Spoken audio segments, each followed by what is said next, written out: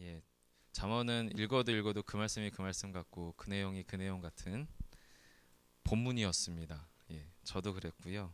어, 하지만 지금 계속 반복적으로 등장하고 있는 단어가 저희 양 목사님도 그리고 저희 담임 목사님도 강조하시는 것처럼 아드라라고 하는 표현이 있고요.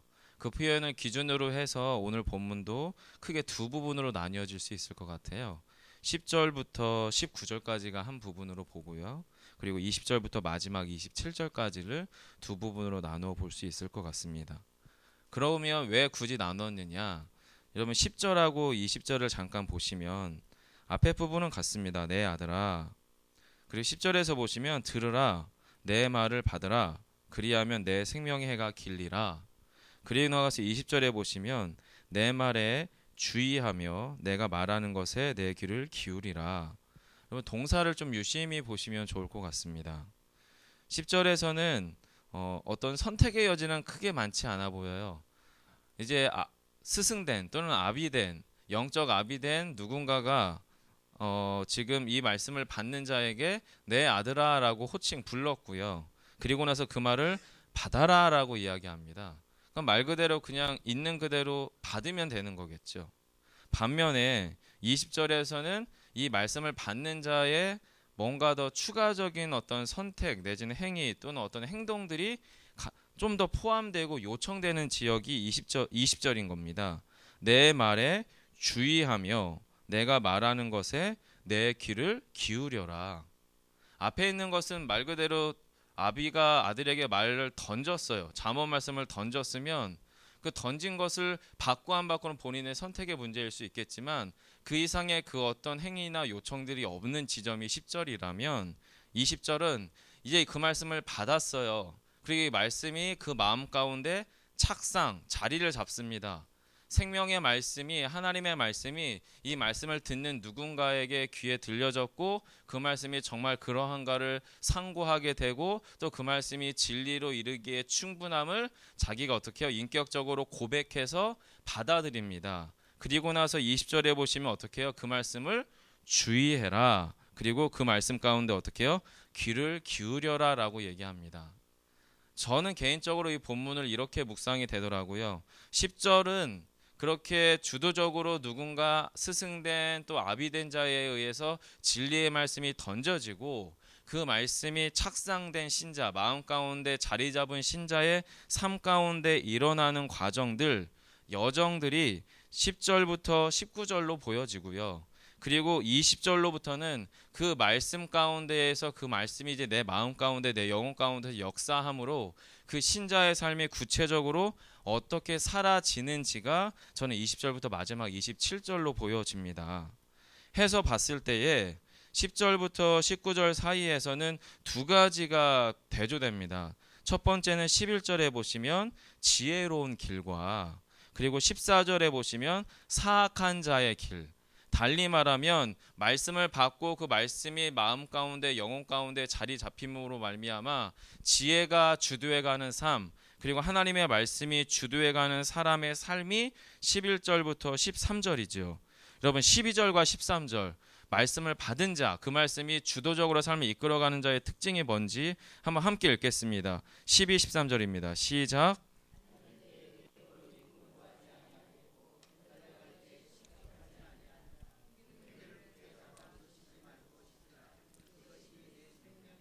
네. 지금 권면하는 게 이겁니다. 10절에서 말씀을 받으면 그 말씀이 너의 생명을 길게 할 거다라고 제안하고 선언한 후에 지혜로운 자의 길은 정직한 자의 길과 같다. 11절에서 말한 후에 그 지혜로운 자의 길 또 정직한 자의 길 가운데 속해 있는 참 복음과 참 진리의 빛 가운데 살아가는 신자의 삶의 속성이 뭐냐면 첫 번째는 12절에 보시면 걸음이 공고하지 아니하겠고 달려갈 때에 실족하지 아니하겠다.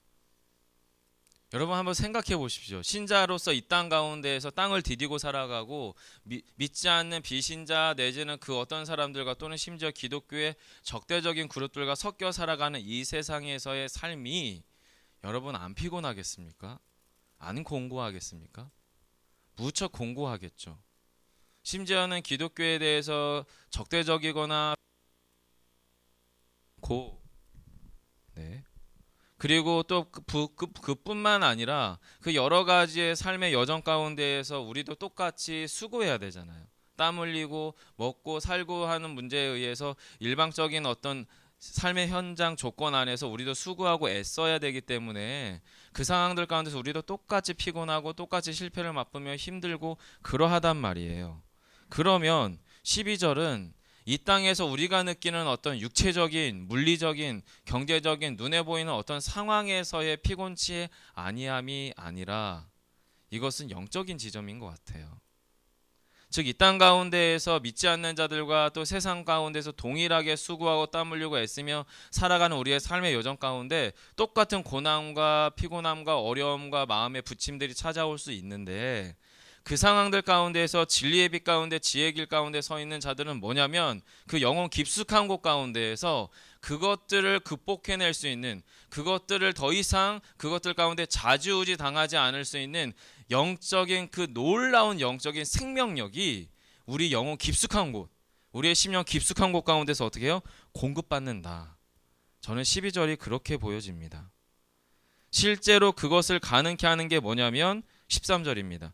훈계를 굳게 잡아 놓치지 말고 지키라. 이것이 내 생명이니라. 달리 말하면 생명의 말씀이 정말 그러한가를 마음 가운데 깊이 믿고 확신한 신자가 말씀 가운데 거하며 살아가기 시작하면 그 말씀이 어떻게 해요? 우리를 주도해 가는 겁니다. 우리의 삶을 주장해 가는 겁니다. 아주 작은 말씀 하나일지라도 그 말씀이 정말로 우리의 삶을 이끌어가기 시작할 때 우리의 삶이 바라보는 지향점, 지평이 달라지는 것 같아요. 제가 중학교 3학년 때 정도에 이제 저희는 고등학교도 입시로 들어간 세대였는데요. 이제 원주에서 이제 중학교 3학년을 졸업하고 고등학교 고입을 준비할 때에 저희 외삼촌이 이제 집에 오셨어요. 저희 외삼촌은 이제 성결교 측 목사님이셨는데 예수전도단 간사기도 하셨고 어쨌든 그분하고 외삼촌 친구분이 아마도 그때 생각해보면 그게 거짓 순례가 아니었는가 싶은데 저희 집에 오셔서 한 일주일 동안을 같이 먹고 자고 하셨던 것 같아요. 저는 이제 외삼촌을 봐서 너무 기뻤고 그리고 또 제가 이제 곧 시험을 봐야 되니까 또 열심히 정말 기도 많이 뜨겁게 하시는 전도사님이셔서 외삼촌이 저를 위해서 기도를 해주셨습니다. 근데 이제 첫 마디부터 방언이 막 나오는 거예요. 그래서 되게 신기하다 속으로. 저는 뼛속까지 장로교인이었기 때문에 지금까지도 방언을 못합니다. 제가 할 수 있는 거라고는 주기도문을 되게 빨리빨리 말해서 방언처럼 들리게 하는 수밖에 없는데 어쨌든 삼촌은 이제 방언을 하시는 거예요. 방언을 쭉 하시는데 옆에 계신 분이 통역을 해주셔요. 예, 그분이 통역이라고 해서 전 통역이라고 생각을 하는 건데 뭐 어찌됐든 근데 다른 건 기억이 전혀 안 나고요. 사랑하는 아들아 내가 너를 사랑한다. 그리고 내가 너를 평안케 하는 자로 우리의 가정 안에 평안케 하는 자로 세우기 원한다. 요 말씀이 저에게 아직도 이게 내일에 딱 박혀 있어요. 근데 이제 목사가 돼서 말씀을 보니까 이 두 가지 말씀이 성경에 이미 다 있더군요. 네. 이미 하나님은 저에게 사랑한다고 말씀 가운데 기록을 해 놓으셨고요. 그리고 너를 가정 가운데 화평케 하는 자로 부르셨다는 것도 이미 성경에 다 기록이 되어 있더라고요. 그때 깨달았습니다. 야, 성경을 얼마나 안 읽으면, 성경을 얼마나 안 믿으면 하나님의 나란 놈한테 전도사님을 보내서 기도로라도 말씀에 기록된 얘기를 깨닫게 하고 마음 가운데 새기게 하셨을까. 그게 여러분 제 평생에 떠나지 않는 말씀입니다. 그리고 저희 사역의 관점에서도 그렇습니다. 모든 것을 화평케 하고 질서 가운데 세워가는 것이 가장 중요하지 않을까라고 고민하면서 교회를 섬겨가는 사람인데 여러분 본문도 전 그렇게 바라봐 주셨으면 좋겠어요. 정말로 여러분 안에 말씀이 작은 한 구절도 상관없어요. 이 말씀이 진짜 생명의 말씀으로 탁 안착되면 그 관점으로 상황들이 해석되어지고 그 관점으로 인생들을 하나님이 주도해 가심을 여러분 믿으시기 바랍니다. 그리고 그 가운데에서 그 약속의 말씀이 저를 주장해 가기 시작하니까 내 삶에 눈에 보이는 고단함은 있을 수 있어도 그것이 저를 영원토록 낙심시키거나 낙담시키지 않습니다. 왜냐하면 말씀이라고 하는 계단이 말씀이라고 하는 디딤돌이 한 번 더 거기를 딛고 일어나서 지금은 이 현재 보이는 현장에서의 문제로 현재 상황의 여러 가지의 상황으로 인해서 거기에 골몰할 수밖에 없게 만들지만 계단을 한번 딱 디디고 나면 그 너머가 보이는 것처럼 말씀을 딛고 바라보면 그 상황 너머에 계시는 하나님의 일하심에 대한 믿음의 그 아름다운 광명들이 저의 눈을 어떻게 부시게 하는 거죠. 아마도 믿음의 여정은 그런 것 같아요. 반면에 여러분 14절로 보면 사악한 자의 길 악인의 길은 뭐라고 얘기하는 거냐면 좀 소극적인 표현이긴 하지만 피하라는 겁니다. 지나가지 말라. 거기에 아예 가담하지도 말라라고 이야기하는 게 15절까지의 내용이고요. 앞에서 선한 자, 지혜로운 자의 길, 신자의 길의 속성이 그러하다면 악한 자의 속성은 뭐냐면 지금 그 본문의 16절입니다. 같이 한번 읽어볼까요? 함께 합니다. 그들은 악을 행하지 못하면 자지 못하며 사람을 넘어뜨리지 못하면 잠이 오지 아니하며. 제가 잠이 오지 못한 적은 한 2번밖에 없었습니다. 집에 빚이 너무 많아서 이걸 어떻게 해결할 수 있을까라고 하는 밤새 고민할 때, 그리고 또 한 번은 되게 저는 선한 의도로 사역을 했는데 그쪽에서 받아들이기는 저를 되게 아주 정말 대먹지 못한 이상한 목회자로 이렇게 참소한다고 하나요? 어쨌든 그렇게 평가하면서 엄청난 오해 가운데 사로잡혔을 때 2번 제가 잠을 못 잔 적이 있어요. 저는 이제 고개만 베개에 베면 바로 잠을 자는 사람이었기 때문에. 여러분은 어떨 때 잠을 못 자시나요? 이런 수준의 사람은 아니지 않습니까? 저희가 악을 못 행했다고 잠을 못 자는 사람은 아니잖아요. 지금 요건 약간의 과장법일 수 있지만 또 실제이기도 한 것 같습니다. 실제 악한 자들은 야, 뼛속까지 저 사람은 정말 죄인인 것 같아, 악인인 것 같아 라고 불릴 만한 사람들이 분명 우리의 삶의 주변에나 또는 TV에 나오는 말도 안 되는 어떤 폐악한 정권들 안에 구테타를 일으키는 그런 군부 독재 같은 그런 뉴스 보도들, 아프리카 지역 같은 데를 보면 저 사람들도 인간일까 싶은 사람들도 분명 존재하는 것 같아 보여요. 자, 지금 어쨌든 앞에서는 지금 하나님의 생명의 길 가운데 서 있는 사람의 영적 속성은 하나님의 공급하시는 끊이지 않는 영적인 생명력 가운데 소성됨을 경험하는 것이 지혜 가운데 있는 사람이고 말씀 가운데 거하는 사람이라면, 반대로 그렇지 않은 사람들은 죄 가운데 굴러 미끄러짐으로 말미암아 악이 그를 어떻게 해요? 주도해 가는 겁니다. 처음에는 내 안에 있는 죄에 대한 끌림, 첫사람 아담이 하와와 함께 하나님이 따먹지 말라라고 하는 말씀이 그들의 마음에 착상됐어요. 자리 잡혔어요. 그런데 그 말씀이 주의되지 않고 기울여지지 않고 그 말씀 가운데 유념치 않다 보니까 선악과를 보니까 자신의 마음의 안목의 정욕과 이생의 자랑과 육체의 정욕 가운데에서 이 선악과가 보암직도 하고 먹음직도 하고 뭔가 하나님처럼 지혜롭게도 할 만큼 탐스러워집니다. 내 영혼에 욕심 안에 그 죄가 틈타니까 죄의 씨앗이 영혼 가운데서 자라나가서 거기에서 선악과를 따먹게 하는 악을 만들어냅니다. 그러고 나서는 그 악이 첫사람 아담이 하나님과의 관계를 깨트려 버리게 하는 상태로 만들어서 악이 주도해가는 세상을 만들게 돼요. 여러분, 제가 아담에 대한 비유를 해서 그렇지 저희들의 인생에도 똑같지 않습니까? TV를 봅니다. 신문을 봅니다. 뭔가 이야기를 듣습니다. 뭔가 행동을 합니다. 근데 그 가운데서 나의 욕심을 자극하는 뭔가가 우리 안에 발생되면 정확하게 우리가 그것을 잡습니다. 말씀을 잡는 게 아니라. 그리고 그 가운데에서 우리는 알게 모르게 남들과 비교하는 비교악을 만들어내죠. 나는 그래도 당신보다는. 하지만 하나님 입장에서는 똑같습니다. 그리고 그런 악들이 그 삶을 주도해 나가고 지배해 나아갈 때 그들의 삶을 성경은 뭐라고 표현하냐면 17절이죠. 불의의 떡을 먹으며 강포의 술을 마신다. 뭐를 해도 죄라는 겁니다. 뭘 먹어도 뭘 해도 죄의 덩어리라는 거죠. 하지만 18절과 19절은 바로 그런 의인의 삶, 신자의 삶과 그렇지 않은 사람의 삶을 뭐로 비유하냐면 시각적인 것으로 비유합니다. 18절에 의인의 길은 돋는 햇살 같아서 크게 빛나 한낮의 광명에 이르거니와 악인의 길은 어둠 같아서 그가 걸려 넘어져도 그것이 무엇인지 깨닫지 못하느니라. 나는 그래도 의인이니까, 여러분 이렇게 생각하시라고 이 구절이 적혀 있는 게 아닌 것 같습니다. 저희들의 삶에서도 신자의 마음에도 죄가 틈탑니다. 그리고 죄로 인해서 우리도 수시로 악을 만들어낼 수밖에 없습니다. 즉 우리는 지혜의 빛 가운데로 진리의 빛 가운데로 우리의 영혼을 수시로 가지고 나아가서 하나님의 말씀 가운데 우리의 영혼을 비춤으로 우리가 현재 어떤 상황, 어떤 형편인지를 정확하게 깨달을 줄 알아야 됩니다.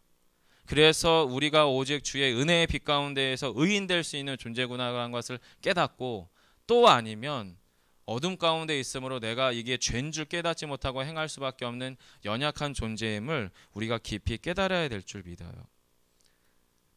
그러면서 여러분 20절에서는 그렇게 들려지는 그 말씀이 어떻게 해요? 주의해라, 기울여라 라는 겁니다. 이것을 청교도 신학자들은 마음의 경향성이라고 표현했습니다. 마음의 경향성. 무슨 말씀이냐면 죄에 끌리는 자들은 죄의 경향성으로 죄 가운데에서 끊임없이 그 안에서 뒹굴면서 굴러간다면, 반대로 신자들은 말씀이 그 마음 가운데 착상되면 그 말씀의 끌림 가운데 말씀의 경향성 가운데에서 행하고 움직이게 된다라는 거예요. 그래서 그렇게 마음의 말씀이 안착된 신자들의 삶을 어떻게 하라고 이야기하는 거냐면, 이미 구원받은 그리스도인은 물론 구원받았죠. 하지만 사도 바울이 말하는 것처럼 우리는 구원을 이루어야 됩니다. 본문도 지금 그 얘기하고 있는 것 같습니다. 21절에 그 상태, 마음을 기울이는 상태, 말씀 가운데 머무르는 상태이지만 동시에 21절에서 어떻게 얘기합니까? 그것을 내 눈에서 떠나지 말게 하고 내 마음속을 어떻게 해요? 지켜라. 그것이 어떻게 우리의 몸과 영혼을 건강하게 할 것이다 해서 23절에 바로 마음 지킴에 대한 말씀이 나타납니다. 같이 함께 읽겠습니다. 시작. 모든 지킬 만한 것 중에 더욱 내 마음을 지키라. 생명의 근원이 이에서 남이니라. 아멘. 앞에서 말씀드렸죠. 이 마음이라고 하는 것은 여러분 우리의 삶 가운데서 우리의 삶을 주도적으로 해나가는 근본입니다. 근데 여러분 이 마음이라고 하는 것을 청교도 신학자들은 마음이 어디에 있어요? 라고 하면 고대인들은 머리에 있었다, 심장에 있었다, 아니면 창자에 있었다, 기타 등등의 표현들을 하는데, 어찌됐든 마음이라고 하는 것이 신체 기관 중에 있는 건 아닌 건 분명하고요. 신학자들은 어쨌든 이 마음을 영혼이 자리 잡고 있는 곳이라고 표현했습니다. 그래서 영혼의 좌소라고 표현했는데, 바로 마음이라고 하는 곳이 무엇이 작동되고 무엇이 주도적으로 움직여가고 있는 거냐면, 보이지 않지만 우리의 몸을 지배하는 영혼, 이 영혼이 기능하고 활동하는 위치가 바로 마음이라고 표현했어요. 고대인들은, 신학자들도 그렇고. 그런데 그 마음을 어떻게 해요? 지키라는 거예요. 죄나 악이 틈타지 않도록. 우리는 이미 지혜의 길, 은혜의 길에 머물고 있는 신자임에도 불구하고 우리의 마음을 잘못하면 그것 가운데 빼앗기니까. 여러분, 그래서 우리가 마음을 지키기 위해서 무엇을 해야 되느냐? 앞에 있는 것 하시면 되는 겁니다. 말씀이 우리 마음 가운데 들어왔잖아요. 20절 주의하며 내가 말하는 것을 어떻게 해요? 귀 기울여라. 우리의 마음의 방향성을, 끌림을 거기에 두라라는 거지. 자석을 생각해 보시면 됩니다. 자석은 서로 다른 극들이 서로를 강하게 잡아 끌고요. 같은 극들은 서로 밀어내는 거죠. 우리는 죄를 만나면 죄 가운데 끌릴 수밖에 없습니다. 하지만 그것을 우리가 어떻게 느껴야 되는 거고요. 반대로 말씀을 보면요. 말씀은 죄송하지만 밀어냅니다. 우리의 영혼의 본성은. 하지만 의도적으로 그 가운데를 어떻게 해요? 분투하면서 해나가야 될 줄 믿어요. 그렇게 마음을 지키면 그 마음 가운데서 나타나는 우리의 삶의 양태, 모습이 뭐냐면 24절로 27절이죠. 먼저 말이 바뀝니다. 그리고 눈이 바뀌고요. 그리고 발이 바뀝니다. 정확하게는 말의 언행이 바뀌고요. 상황을 바라보는 영적 관점, 우리의 시야가 달라지고요. 그리고 우리의 행실, 발이 달라집니다. 제가 읽어드리겠습니다. 구부러진 말을 내 입에서 버리며 삐뚤어진 말을 내 입술에서 멀리하라. 내 눈은 바로 보며 내 눈꺼풀은 내 앞을 곧게 살펴 내 발이 행할 길을 평탄하게 하며 내 모든 길을 든든히 하라. 함께 읽을까요? 27절입니다. 좌로나 우로나 치우치지 말고 내 발을 악에서 떠나게 하라. 아멘. 여러분, 가장 좋은 방법은 이게 악이구나, 이것이 악이 아니구나 해서 죄 가운데 뒹굴르는 게 지혜로운 방법이 아니라요. 이미 진리의 빛 가운데 계신 말씀 안에서 살아가면 되는 겁니다.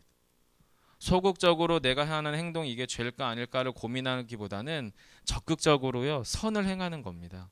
적극적으로 진리의 빛 가운데서 주의 주시는 말씀과 성령의 인도하심 가운데 살아내는 겁니다. 그렇게 해도 죄가 틈타면 죄 가운데 미끄러진 게 우리의 인생인데, 우리가 소극적으로 우리의 세상살이 가운데에서 이것은 죄일까 아닐까를 고민하는 것, 여러분, 문제가 되지 않습니다. 이미 그것으로 고민한다는 것은 선을 행할 수 있는 우리 안에 있는 능력을 우리는 활용하지 않는 것이 되겠죠. 말씀을 맺겠습니다. 잠언은 앞에 전에도 한번 말씀드린 것처럼 그냥 격언이나 속담으로 치부하면서 내 안에서 스스로 안이 삼을 말씀은 아닌 것 같습니다. 지혜가 정말로 생명이 된다면, 또 지혜 가운데서 우리가 죄와 악을 멀리하고 분별해야 된다면 실제로 그 말씀 가운데 우리의 마음을 두기를 원합니다. 그리고 그 말씀 가운데 분투했으면 좋겠습니다. 그리고 생명의 말씀이 정말 그러한가, 우리의 인생을 주도해 나가고 이끌어가기에 충분한가를 우리의 인생으로 깊이 경험하시는 저와 여러분 되시기를 간절히 소망합니다. 기도하겠습니다. 살아계신 아버지 하나님, 주의 말씀이 있습니다. 반복적으로 가르칩니다. 지혜를 사랑하라고, 지혜 가운데 머무르라고, 또 그 지혜의 말씀 가운데 순종하라고.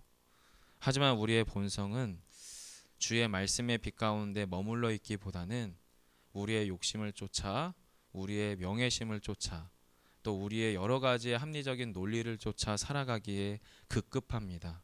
주님, 주의 말씀이 이 새벽 시간 가운데 선명히 우리 안에 비추어지게 하여 주시고, 그 주의 말씀 가운데 머무름으로 우리의 생각이, 우리의 삶의 방향성들이 주님을 순전히 바라고 향할 수 있도록 주여 저희를 새롭게 하여 주시옵소서.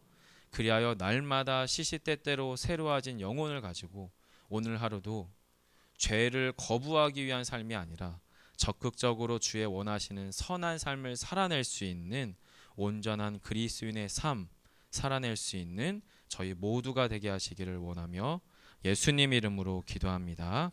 아멘. 하늘에 계신 우리 아버지여,